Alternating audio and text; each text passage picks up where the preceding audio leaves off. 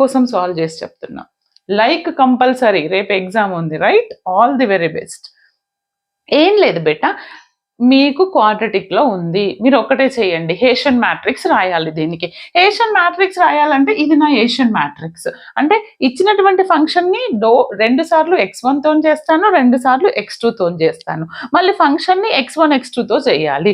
దానికోసం అని నేను first differentiate the function with respect to x1 చేశాను.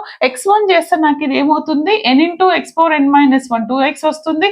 ఇక్కడ x1 లేదు కాబట్టి ఇది 0 అవుతుంది. అంటే దీని నుంచి x1 ఎంత వచ్చింది, నాకు 0. తర్వాత ఇదే ఫంక్షన్ ని విత్ రెస్పెక్ట్ టు x2 చేస్తున్నాను.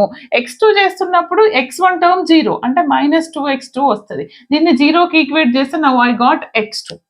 డన్ అయిపోయిందా? x1 x2 వచ్చింది. మరి యూజ్ ఏంటి మేడం x1 x2 అంటే చెప్తా, లాస్ట్ లో మనం మినీ మ్యాథ్స్ లో యూజ్